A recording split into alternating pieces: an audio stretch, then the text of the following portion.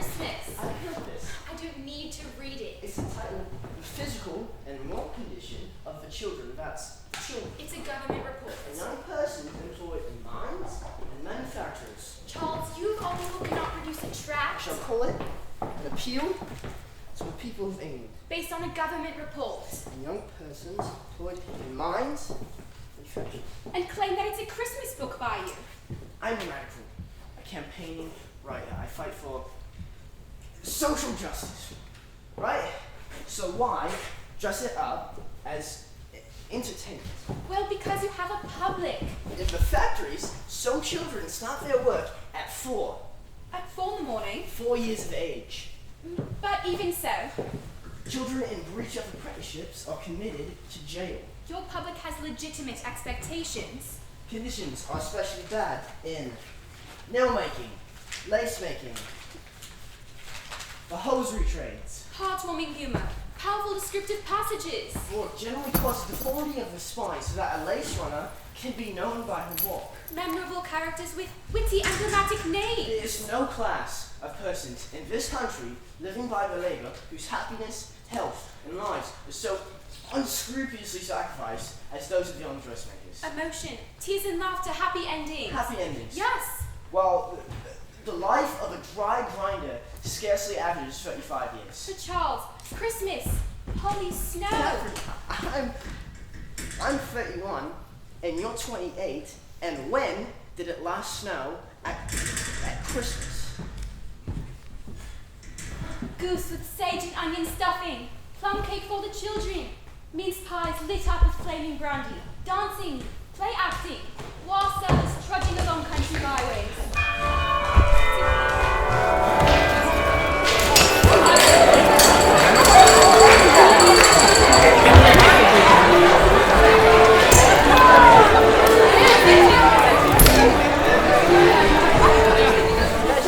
No. We owe it. These children that we give. Charles, then send a letter to the Morning Post and then write Cal. something. I've known something. Always. My own life. You know that. Then do what you do best and write it as a story. As a story. Story might have even greater force. I'd say 20 times the force and echo down the ages. Yes.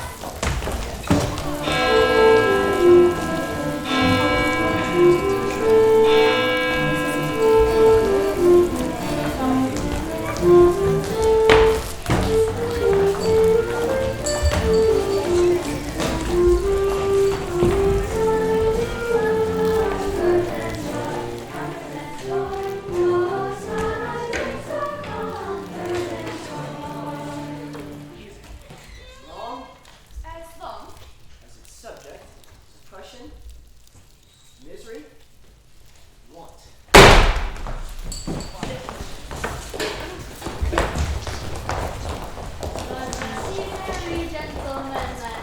Do I appear merry? Do I look remotely merry? No, sir, but Bah! Humbug. Christmas. Yes. And does this appalling misanthrope possess a name? Ebenezer.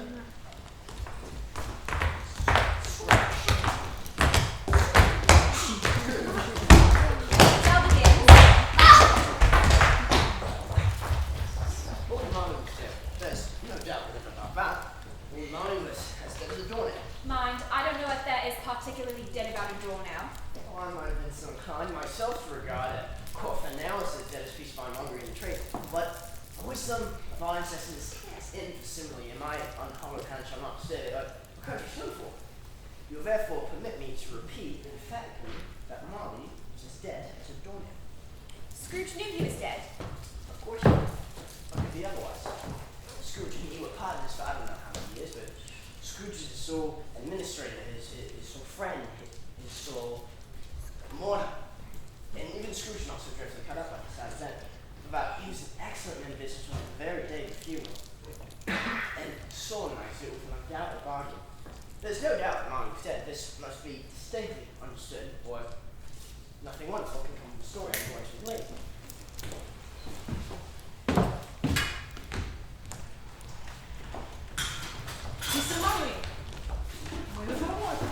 No, you may not. All right, what happens next?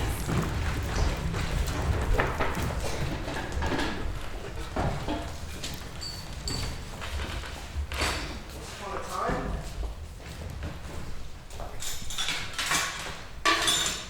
Christmas Eve.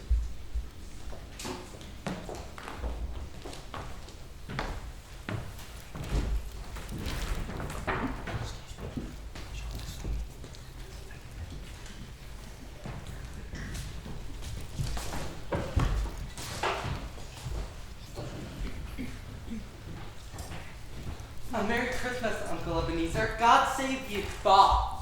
Humbug. Christmas a humbug, Uncle? You don't mean that, I'm sure. I do. Merry Christmas. What right have you to be merry? What reason have you to be merry? You're poor enough. Come then, what right have you to be dismal? What reason have you to be morose? You're rich enough. Humbug. Don't be cross, Uncle. What else can I be when I live in such a world of fools as this? Merry Christmas, out upon Merry Christmas. What's Christmas time to you but a time to pay bills without money? A time to find yourself a year older but not an hour richer? A time to balance your books and having every item presented dead against you? If I could work my will, every idiot who goes about with Merry Christmas on his lips should be boiled in his own pudding and buried with a stake of holly through his heart. Uncle. Nephew, keep your Christmas in your way and let me keep it in mine. Keep it, but you don't keep it. Let me leave it alone then. Much good may it do you. Much good has it ever done you. There are many things from which I have derived good, by which I have not profited, I dare say. Christmas, among the rest. But I'm sure I've always thought of Christmas time, when it has come around, apart from the veneration due to its sacred name and origin, if anything belonging to it can be apart from that, as a good time, a kind, forgiving, charitable, pleasant time. The only time I know of in the long calendar of the year when men and women seem by one consent to open their shut-up hearts freely and to think of others below them as if they were really fellow passengers to the grave and not another race of creatures bound on other journeys. And therefore, Uncle, though it has never put a scrap of gold or silver in my pocket, I believe it has done me good and will do me good.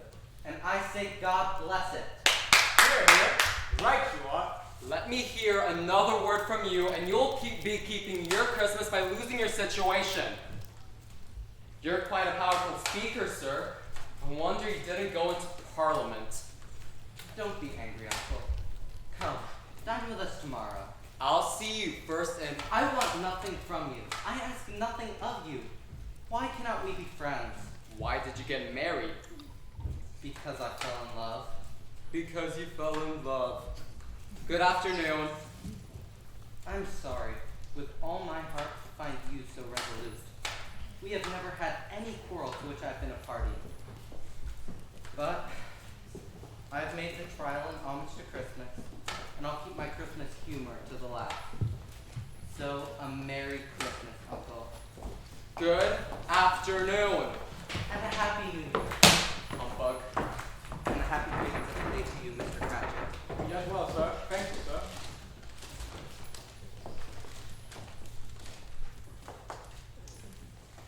Scrooge and Marley's, I believe. May we have the pleasure of addressing you, Mrs. Scrooge? Or Mr. Marley. Mr. Marley has been dead these 7 years. He died 7 years ago, this very night. We have no doubt his liberality is well represented by his surviving partner. Sir, at this festive season of the year, it's more than usual desirable we should make some slight provision for the poor and destitute to suffer greatly at present time. Many thousands are wants of common necessaries. Hundreds of thousands are in one of common comfort, sir. Are there no prisons? Plenty of presents. And the workhouses, are they still in operation? They are. Still, I wish I could say they were not. Both very busy, sir. Oh, I was afraid from what you said at first that something had occurred to stop them in all their useful course. I'm very glad to hear it. Under the impression that we scarcely furnish Christian cheer of mind and body as a multitude, a few of us endeavoring to raise a fund to buy the poor some Meat and drink and means of form. We choose this time because it is a time of all others, when want is keenly felt and abundance rejoices. What shall I put you down for? Nothing. You wish to be anonymous? I wish to be left alone. I don't make myself merry at Christmas, and I can't afford to make idle people merry. My taxes help pay for the establishments I have mentioned. They cost enough. Those who are badly off must go there. Many can't go there, sir, and many would rather die. If they would rather die, they better go ahead and do it, and decrease the surplus population. Besides, excuse me, I don't know that. but you might know it. It is not my business. It's enough for a man to understand his own business and not to interfere with others. Mine occupies me constantly. Good afternoon, ladies.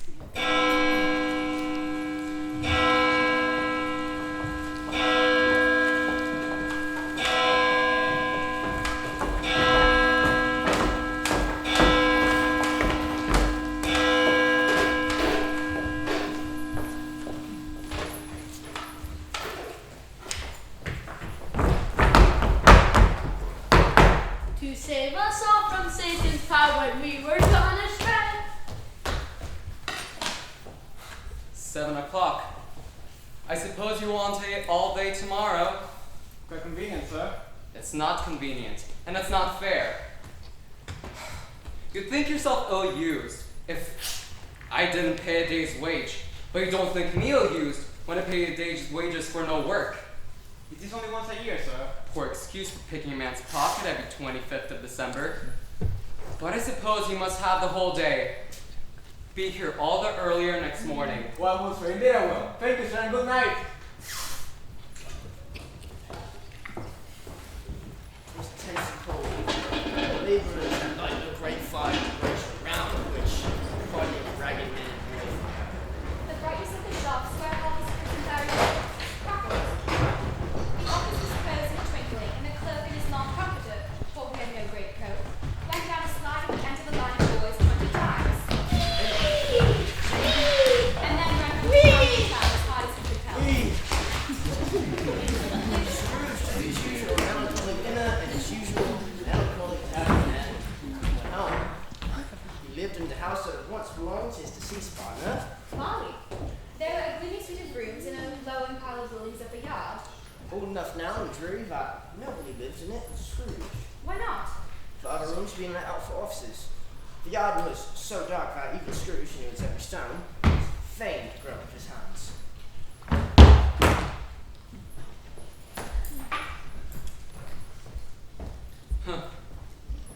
Yes. And then,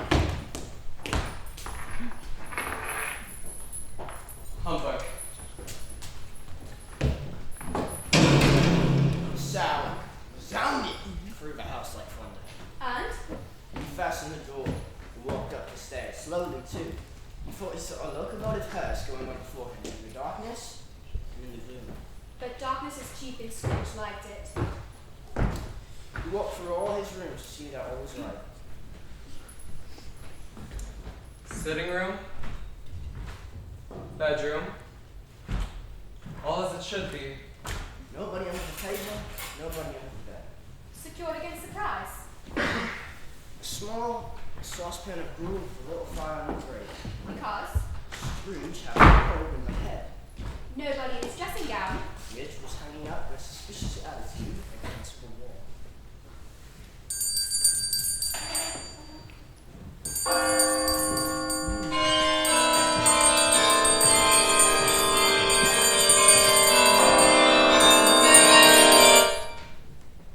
Humbug.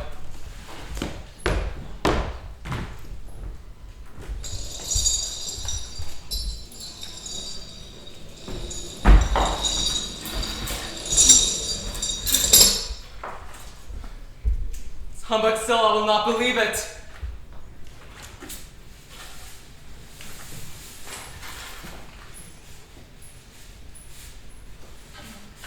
How now? What do you want with me? Much. Who are you? Ask me who I was. Who were you then? In life, I was your partner, Jacob Marley. Can you sit down? I can. Do it then.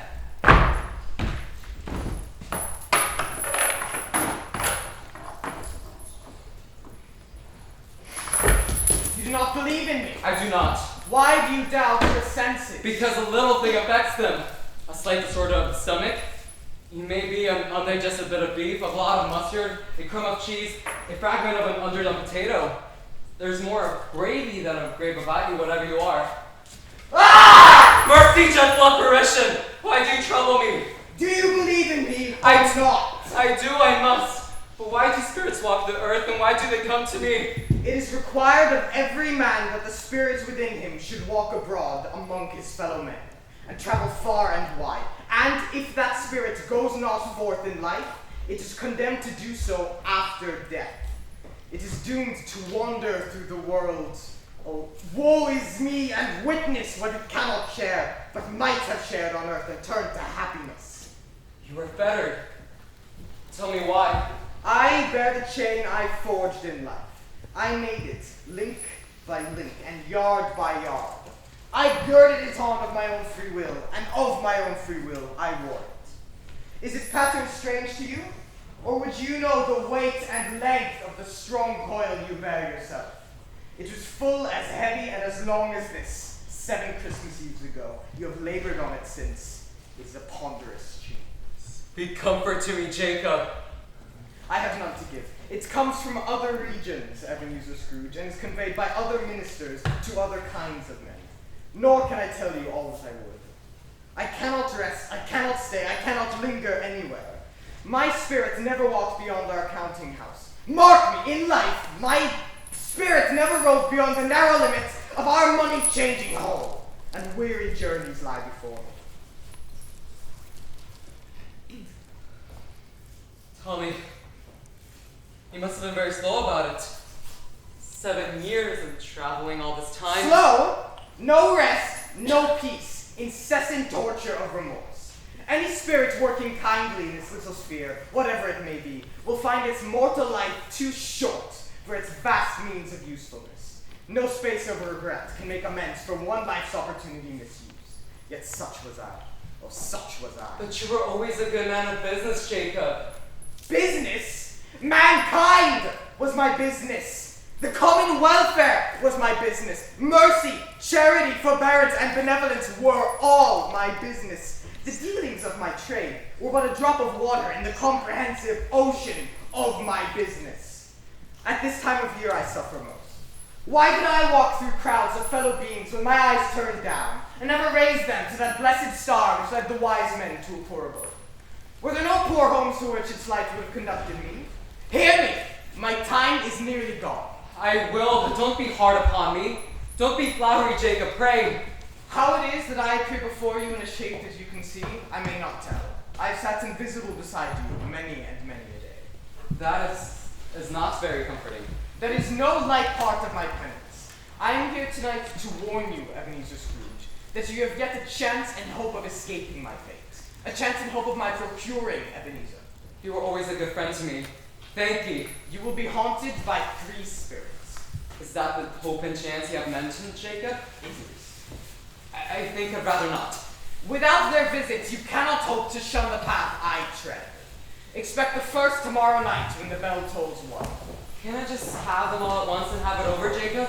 Expect the next on the next night when the last stroke of 12 has ceased to vibrate. The next on the final night when the bell tolls 1. Look to see me no more, and look that, for your own sake, you remember what has passed between us.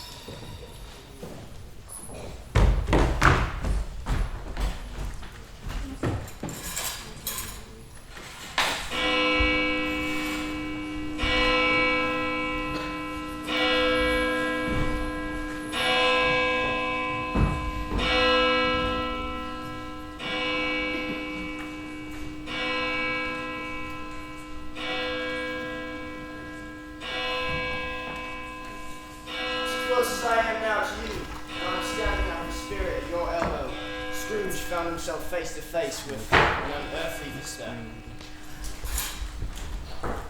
Are you the spirit whose coming was foretold to me? I am. What and who are you? I'm the ghost of Christmas past. Long past? Your past. Spirited as night and the light is strong. Cover it, please. What? Would you so soon put out with worldly hands the light I give? No. What do... Spirit, what is your business here? Your welfare. I am much obliged, but, well, a night of uninterrupted rest would improve my welfare. The reclamation then. Rise. And I- walk with me. I am a mortal and liable to fall. There, but a touch with my hand. There, and you shall be upheld in more than this.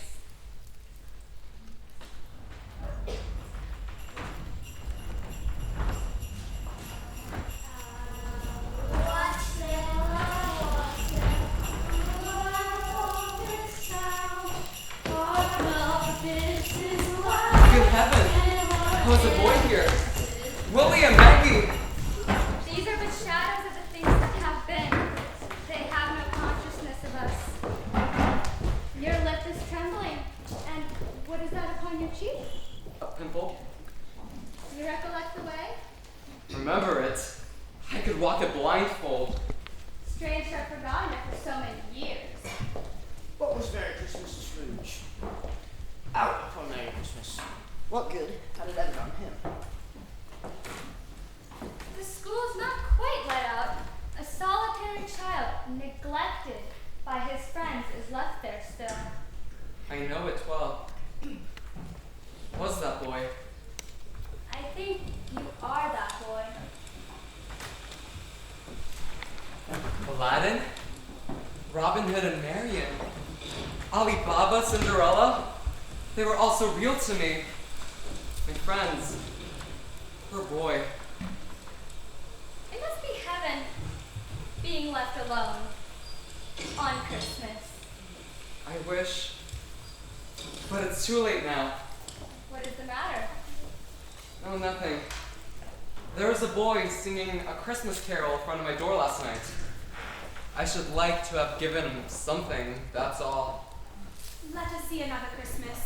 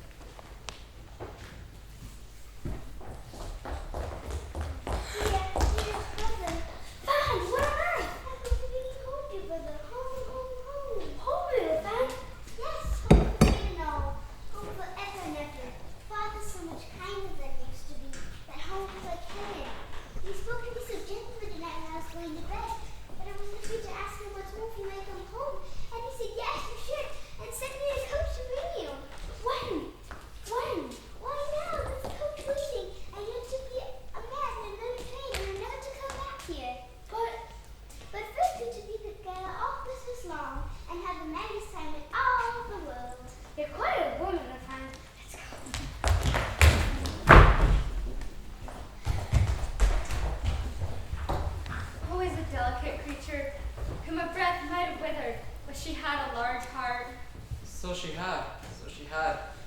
I will not gainsay its spirit, God forbid. She died a woman and had, as I think, children. One child. True, your nephew. Yes. What's this? Young Scrooge? Young man.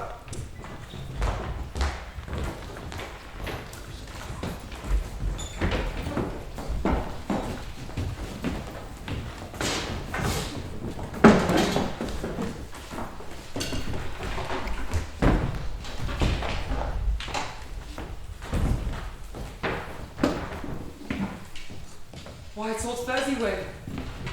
Bless his heart, it's Fezziwig alive again. Do you know this place? Know it? Was I apprenticed here?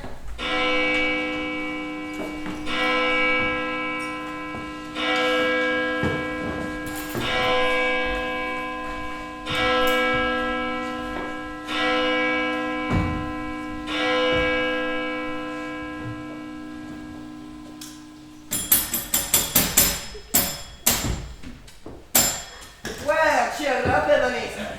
Hello, Jacob. No more work tonight. Christmas Eve. It's Christmas, Ebenezer. What are you all standing around there for? Get to it. Holly, tables. Mistletoe. Well, let's have what's really happening.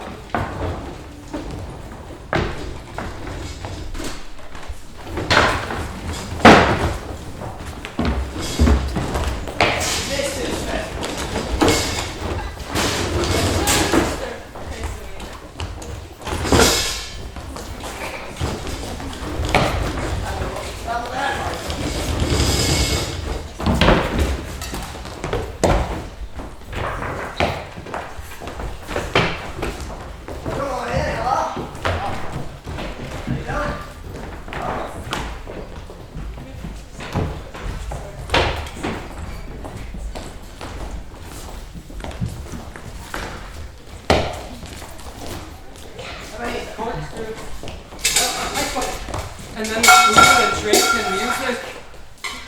Ebenezer, Yes, sir. have you on mistletoe? Yes, sir.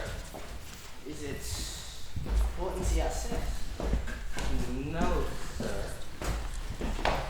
What? Must I do everything myself?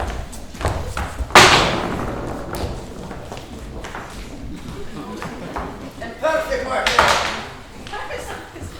We're gonna start with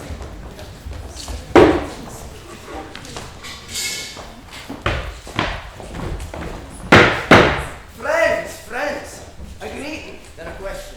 The greeting, welcome.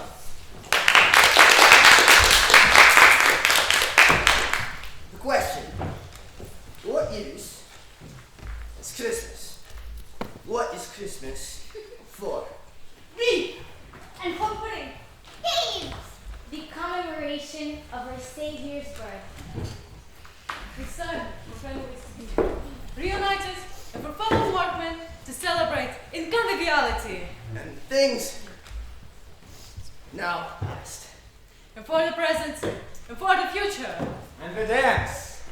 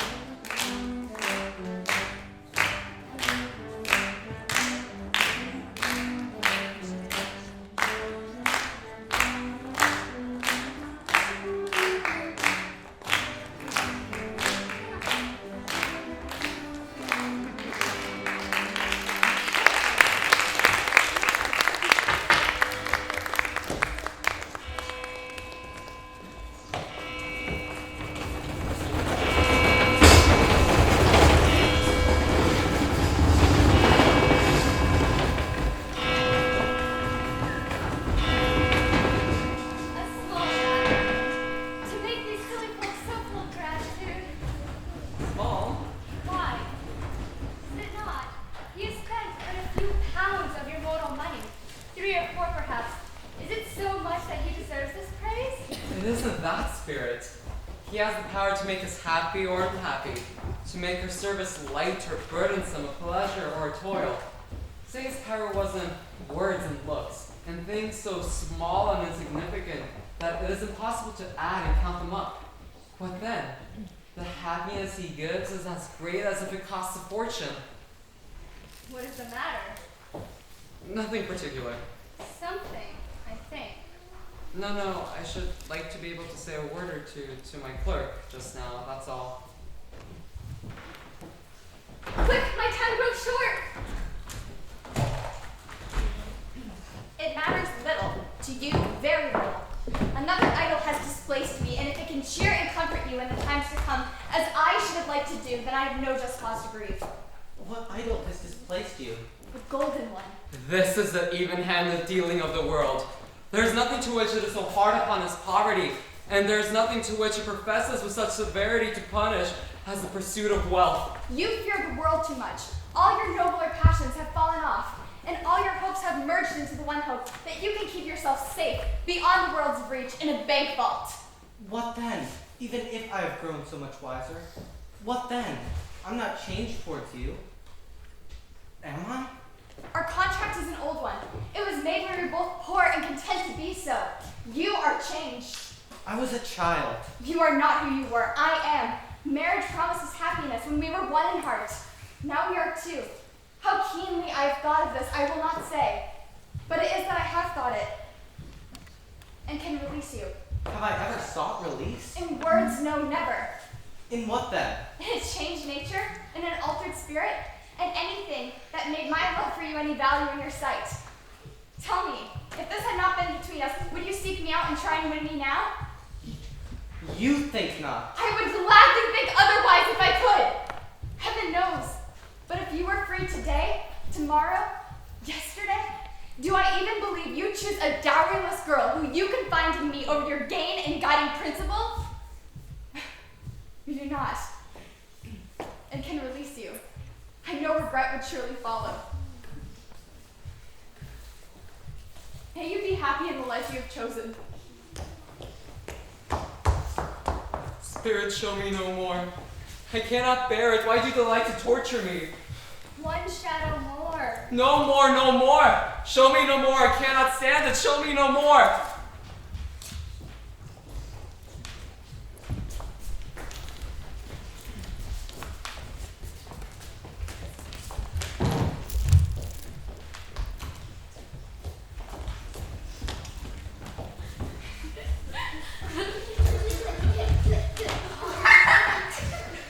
Give them here.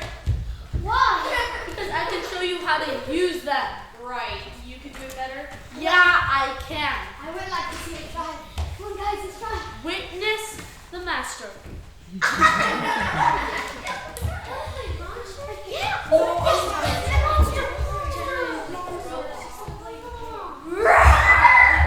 Guys, I will protect you. There's only one thing. I am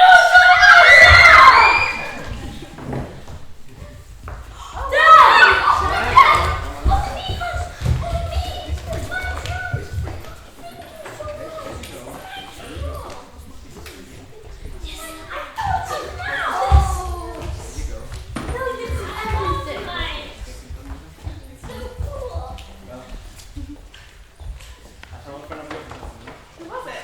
Yes? How could I? I passed the office window, and she was not shut up. I could scarcely help seeing him. Mr. Scrooge. He's bound lies upon the point of death, I hear. Jacob Marley. And there he sat alone. Quite alone in the world, I do believe. Spirit, remove me from this place. I told you that these were the shadows of the things that have been, that they are what they are. Do not blame me. Remove me. I cannot bear it. Take me back. Haunt me no longer.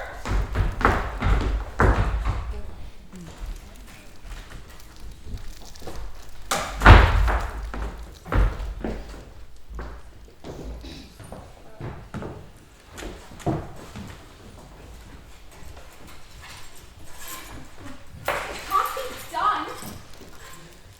Well, we have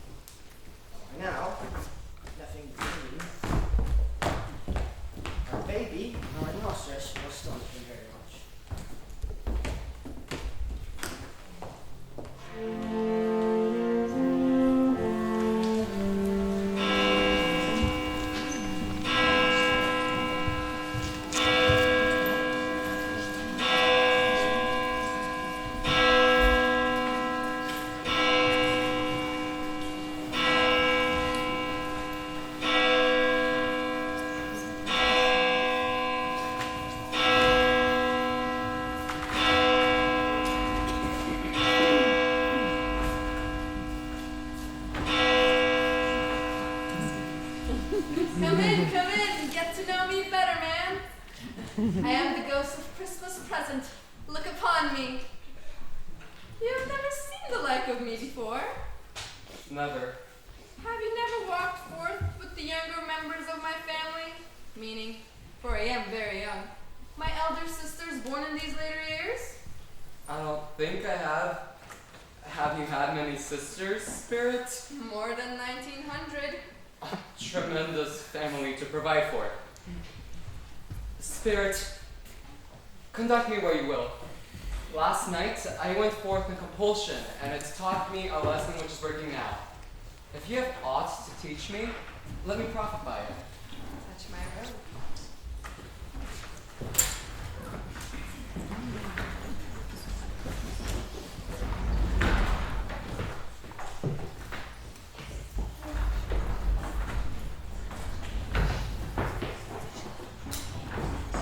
So they stood in the city streets on Christmas morning, where people made a rough but not unpleasant conversation.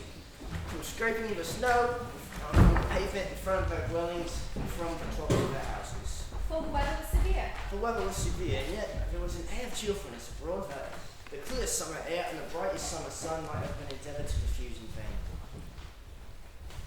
And away they came, flocking through the streets, calling good people all to church and chapel, with their best clothes and with their gayest faces. Spirit, is that not Is that not what? my clerk? With a crippled boy on his shoulder? His boy. And at the same time, there emerged from scores of by streets, lanes, nameless turnings, innumerable people carrying their dinners to the baker's shop speaking.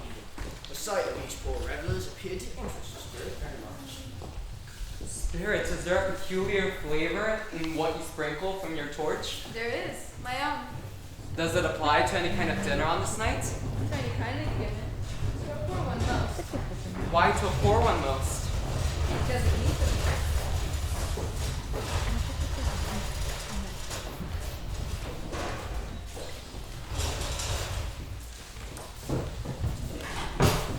Why, I guess I forgot how much his father died. Richard Crawford, Tiny Tim. And Martha Wharton is late last Christmas dinner. Half an hour. Here's Martha, Mother. Oh, such a goose, Martha.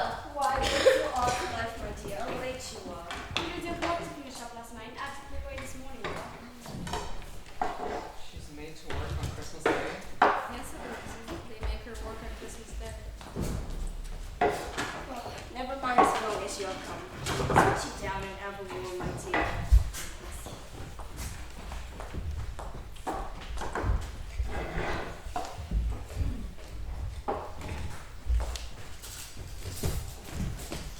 No, there's Mother coming. Yeah, Mother. Mother. Tim. Well, where's our Martha? Not coming. Not coming. Not coming up on Christmas Day.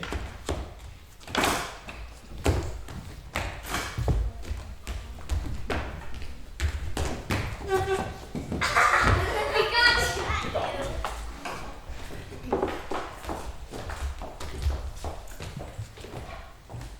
That's a little Tim-Yang. Good after all, I'm better. Somehow, he gets football, sitting by himself so much, and thinks the finished things you ever heard. He told me, coming on, that the older people saw him in the church because he was a cripple. And it might be pleasant to them to remember upon Christmas Day who made lame beggars walk and blind men see. Oh, wow. It's going strong. Nancy, don't you think, dear? Don't you think, Martha?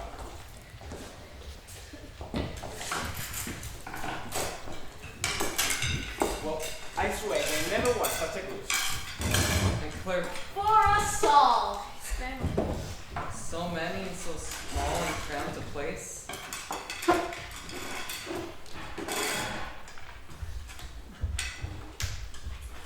Oh, a wonderful pudding. It is certainly the greatest success you have achieved since our marriage. I wasn't certain about the flower. No, it's perfect. It is perfect. It's perfect, Mother. A Merry Christmas to us all, my dears. God bless us. God bless us. God bless us, everyone. Spirit, tell me Tiny Tim will live. live. I am the ghost of Christmas present. Spirits. I see a vacant seat in the poor chimney corner, and a crutch without an owner carefully preserved. If these shadows remain unaltered by the future, the child will die. Oh no. Oh no, kind spirit, say who will be spared of. If these shadows remain unaltered by the future, none other of my mates will find them here. What then? If he'd be like to die, he had better do it and decrease the surplus population. Man, if man and be in heart, forbear that logic thought until you know what surplus is and where it is. Will you decide what men shall live, what men shall die? It may be that in the sight of heaven, you are more worthless and less fit to live than millions like this poor man's child. Mr. Scrooge, I'll give you Mr. Scrooge, the founder of the feast. The founder of the feast indeed. I wish I had him here. I'd given a piece of my mind to feast upon. I hope he'd ever get appetite for it. My dear, the children, Christmas Day. It should be Christmas Day, I'm sure, on which one drinks the alcohol such an odious, odd, stingy, unfeeling man as Mr. Scrooge. You know he is, Reuben. Nobody knows it better than you do, you fellow. My dear, Christmas Day. Christmas Day. I'll drink this elf for your sake and the dad's. Afterwards. A long life to him, a Merry Christmas, and a Happy New Year. He'll be very merry and very happy, I have no doubt.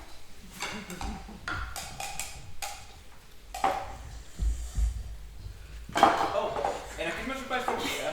I may have found a situation for him in the metalworks. Open, Martha. This what is so hard. Already is having to us. But tomorrow lie bed for good long rest. To the Cratchits. To the Cratchits. Spirits must speak. Isn't it time, Hannah Tin, the last with a song? Spirits. Tell Tommy Tiny. Giant Tim. Here's Tim. Oh, you old. You go ahead, Martin.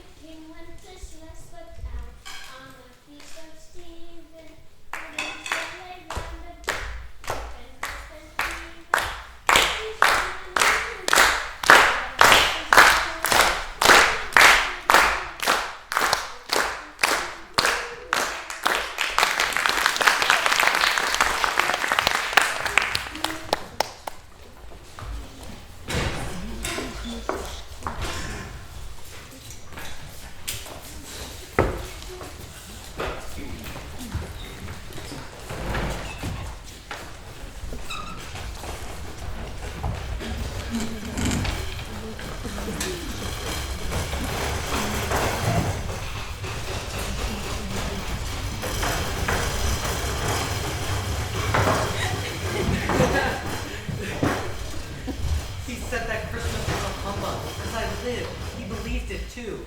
More shame for him, Brad. He's a comical old fellow, that's the truth. And not so pleasant as he might be. However, his offenses carry their own punishment, and I have nothing to say against him. I'm sure he's very rich. At least you always know. What of that, my Emma? His wealth is of no use to him. He doesn't do any good with it. He doesn't make himself comfortable with it. He hasn't the satisfaction of thinking that he is ever going to benefit us with it. I have no patience with him. Nor I. Oh, I'm sorry for him. Who suffers by his ill whims? Himself. Always. Here, he takes it into his head to dislike us. And he won't come and dine with us. What's the consequence? He doesn't lose much of a dinner. Indeed, I think it was a very good dinner. Well, I'm very glad to hear it, because I haven't faith in these young housekeepers. What do you say, Topper? A bachelor is a wretched outcast that has no right to express an opinion on the subject. However, I must. Emma cooks a lovely dinner, and I'm honored to have shared it. As to your Uncle Scrooge, I can express no polite opinion. You are such a ridiculous fellow, Tupper. Well, the consequence of his not making merry is that he loses some pleasant moments, which could do him no harm. Him in his moldy office or his dusty chambers. And I need to give him the same chance every year, whether he likes it or not. He may rail at Christmas till he dies, but he can't help thinking better of it if he finds me going there in good spirits, year after year, saying, "Uncle Scrooge, how are you?" If it only puts him in the mood to give his poor clerk £50, that's something. Let's have a game. Blind man's bluff. Yes or no? Oh, I've got one. I do love yes or no. Is it an animal? Yes. Alive. Yes, a rather disagreeable animal. Does it have wings? No. Does he growl? Sometimes. Yes or no? Yes. Does he live in London? Yes. Is it killed in the market? Not yet. A horse? A cow? A bear. Well... Yes or no? All right. No. I have found it out, Fred. I know what it is. I know what it is. What is it? It's your Uncle Scrooge. Got it! He has given us plenty of merriment, I am sure, and it would be ungrateful not to drink his health. Here's a glass of mulled wine to our hand at the moment.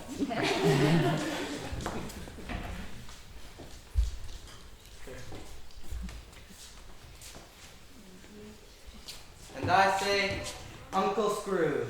Uncle Scrooge. Down the Bells with bells of holly, la la la la la. 'Tis the season to be jolly, la la la la la la la. Don't we know what it is?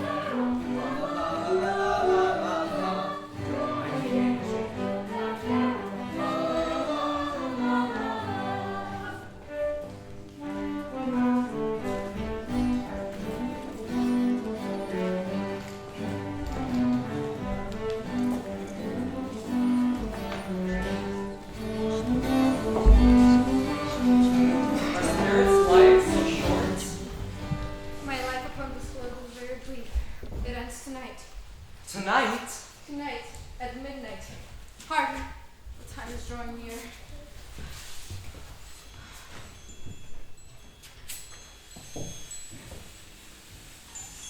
Spirits, forgive me.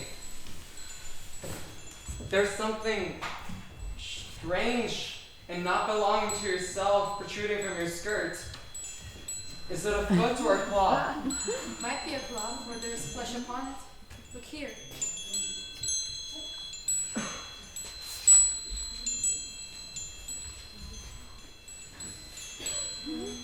Spirits, are they yours? They are man's. They cling to me, appealing from their fathers. This boy is ignorance. This girl is want. Beware them both and all of their degree, but most of all beware this boy. For on his brow I see written which is doom, unless the writing be erased. Have they no refuge or resource? Are there no prisons? Are there no workhouses?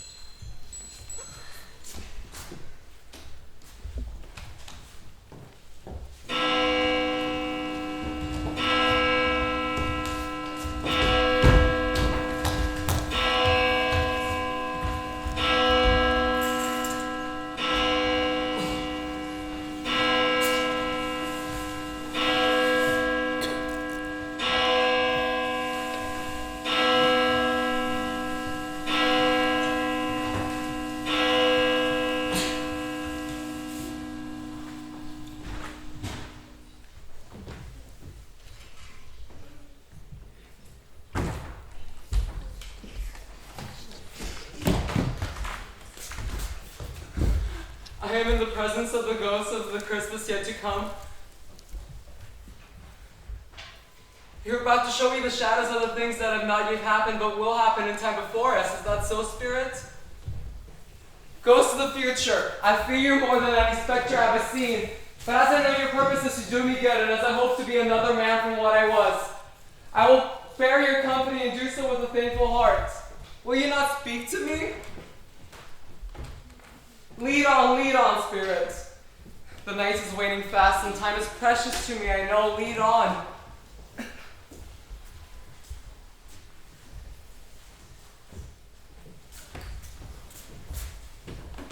No, I don't know much about it. Either way, I only know that he's dead. When did he die? Last night, I believe. Why? What was the matter with him? I thought he'd never die. God knows. What has he done with his money? I haven't heard.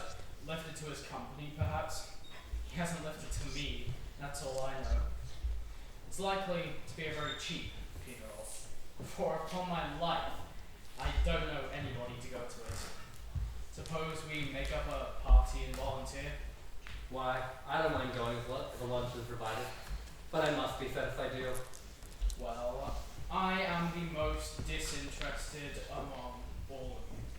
After all, for I never wear black gloves and I never eat lunch. But I'll offer to go if anybody else will.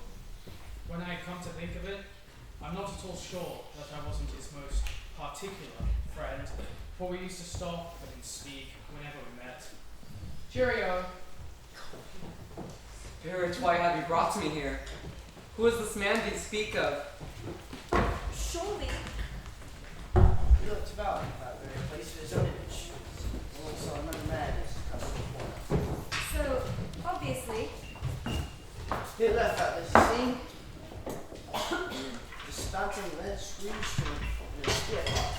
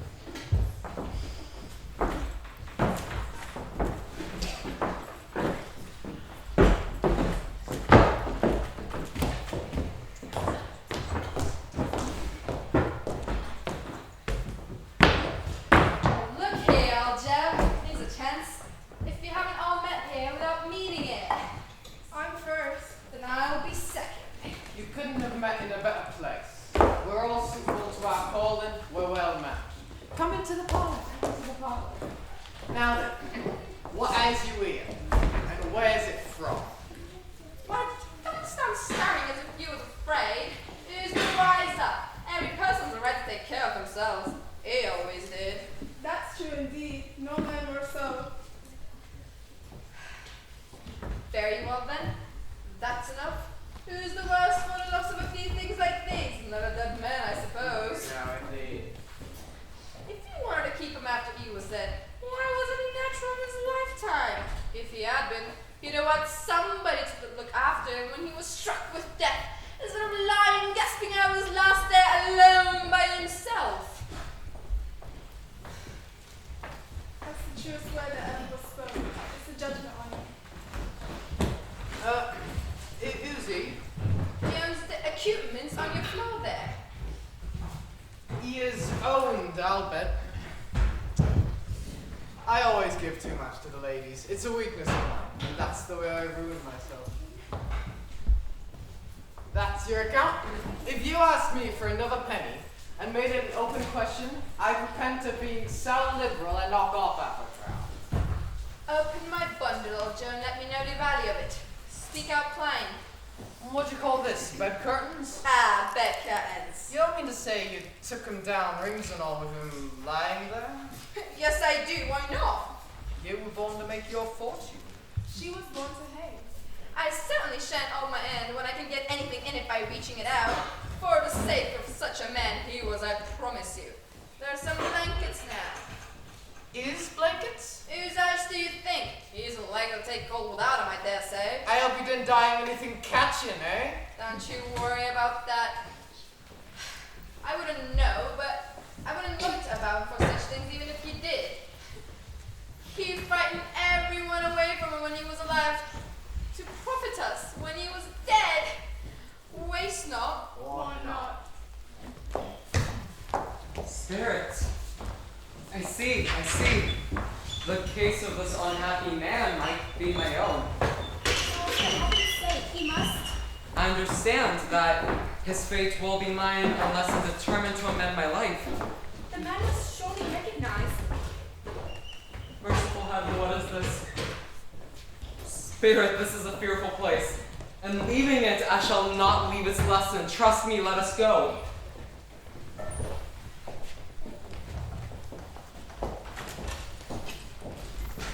I understand, and I would if I could, but I have not the power. Spirit, I have not the power. But please, if there is any person who feels emotions caused by this man's death, show them to me. Spirit, I beseech you.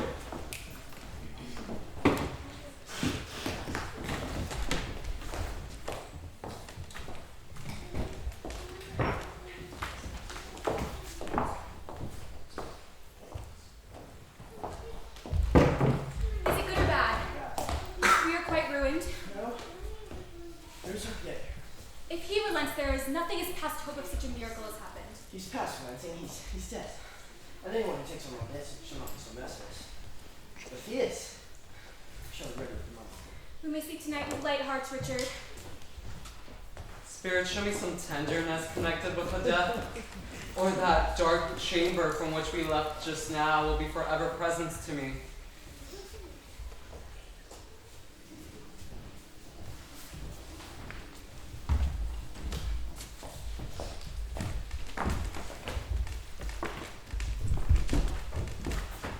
And he took a child and set him in the midst of them.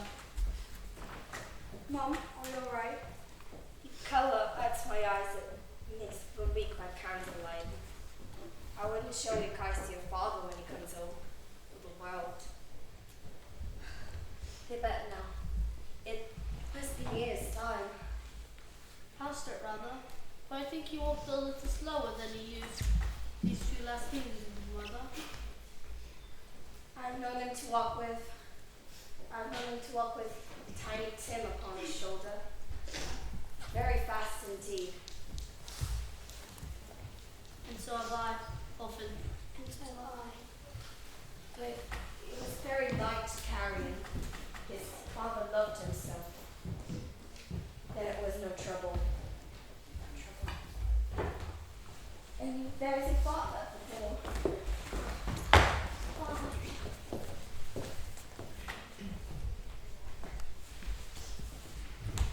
You went to dinner, Robert. Yes, my dear. We should go.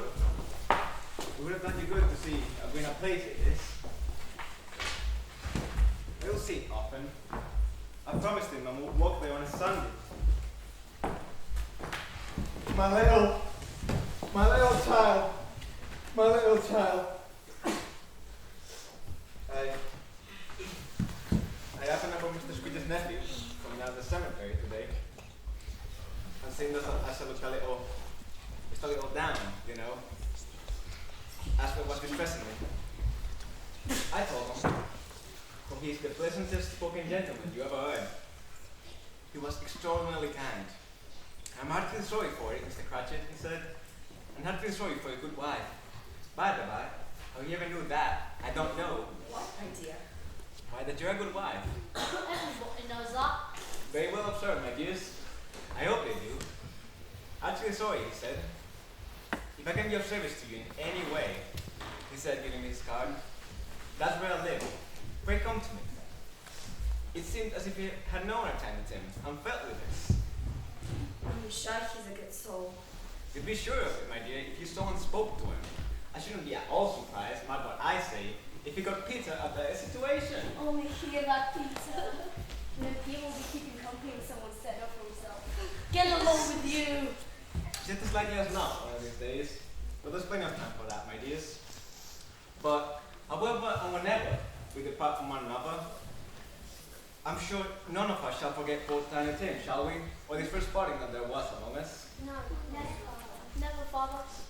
And I know that when we recollect on patient, how malicious, although he was a little child, we shall not quarrel easily among ourselves, and forget poor Tarrington in doing it.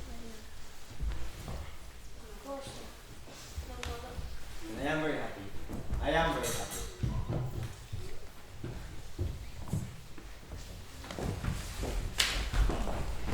Spirits.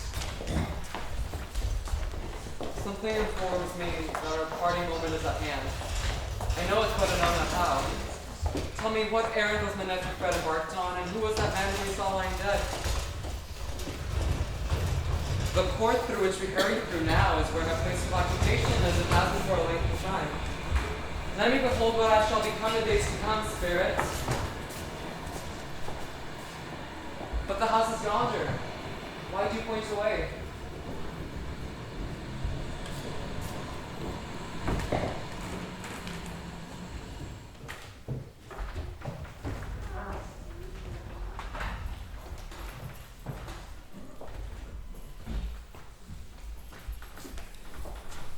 Spirits, before I draw near to the stone to which you point, answer me one question. Are these the shadows of the things that will be, or are they the shadows of the things that may be only? Man's courses will foreshadow certain ends if persevered in they must lead. But if the course has been departed from, the ends will change. Say it is so with what you show me.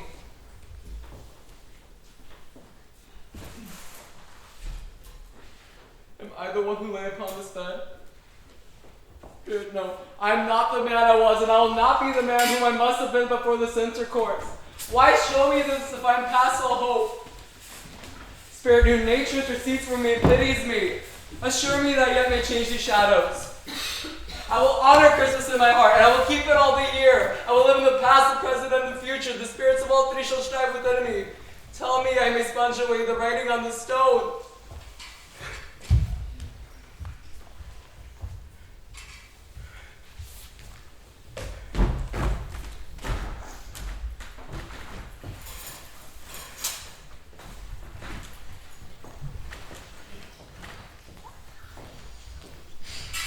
You can't do this. I can't do what? You can't end it here. I can't. I'm the author. I can do whatever I want. With misery and death. With an accurate portrayal of the world. With the message we're all done for. If things can change, I can change them. Everybody's doomed. Well, like I said, things can change, I can change them. It's all too late. It's not too late at all.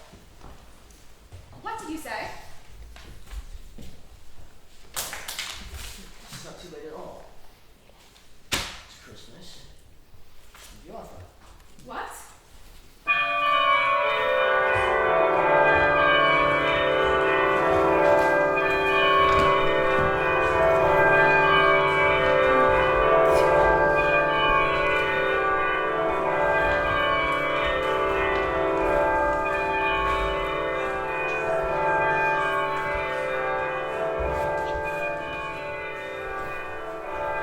They're not turned down. They're here. I am here. The shadows of the things that must have been may have been dispelled. They will be, I know they will. I don't know what to do. Don't know anything, quite a baby. Never mind, I don't care, I'd rather be a baby. I will live in the past, the present, and the future. The spirits of all three shall strive within me. Oh, Jacob Marley, heaven and Christmas time be blessed for this. I will say it on my knees, Jacob, on my knees.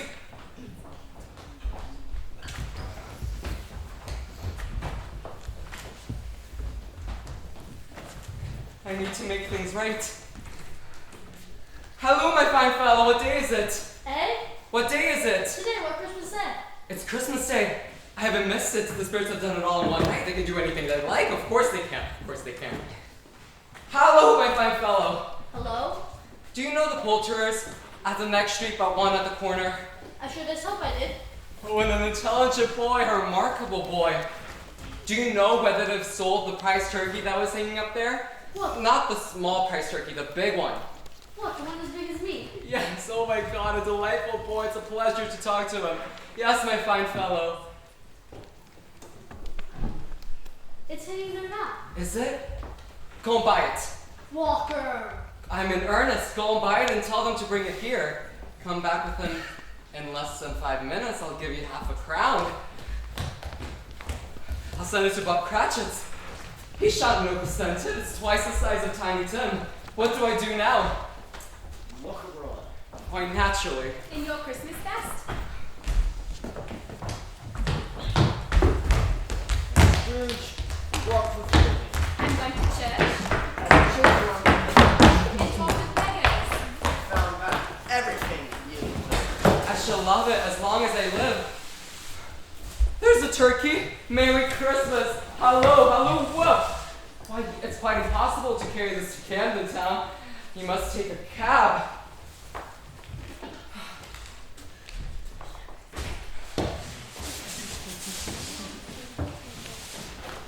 What do I do now?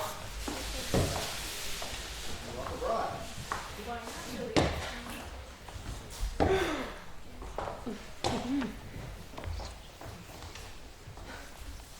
Hello, my fine lady.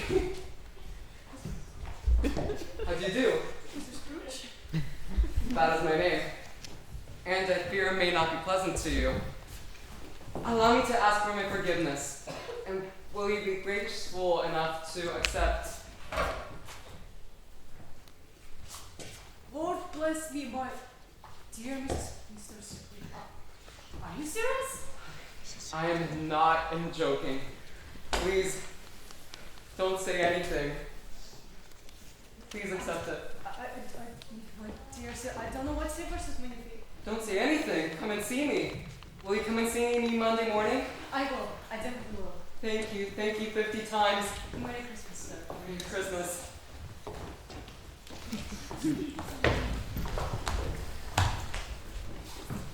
Fred! Why, bless my soul, who's that? It's me, your Uncle Scrooge. I've come to celebrate Christmas with you. Will you let me in? Uncle Ebenezer, why, what? Why, Merry Christmas! Merry Christmas. Congratulations to you, my dear lady. And please call me Uncle Scrooge. Uncle, we are so pleased you came. This is Rose and Topper. Merry Christmas. We were just about to play a game. What game? We hadn't quite decided. Blind Man's Bluff. Yes and no. I love yes or no.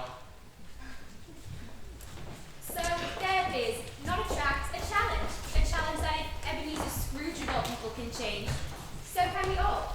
A challenge that will echo down the ages. Not quite yet. Not yet. Next morning, in his office, right now.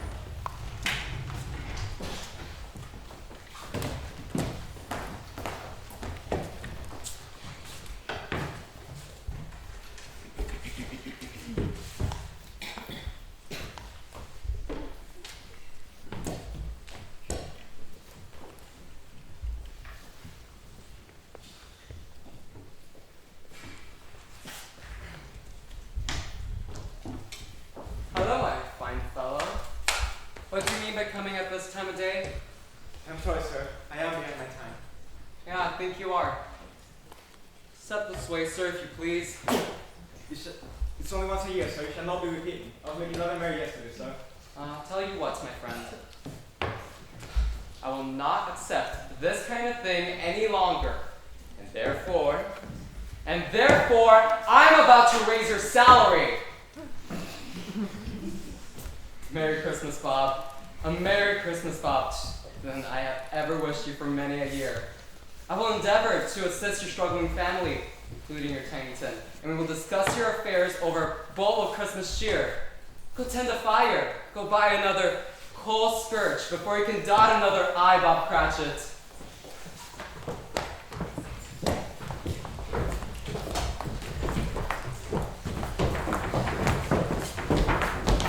Merry Christmas. Merry Christmas. Scrooge did it all, and infinitely more. And to Tiny Tim, who did not die, he was a second father. He became as good a friend, as good a man, and as good a master as the good old city knew. Some people laughed to see the alteration in him. Why he lived and laughed.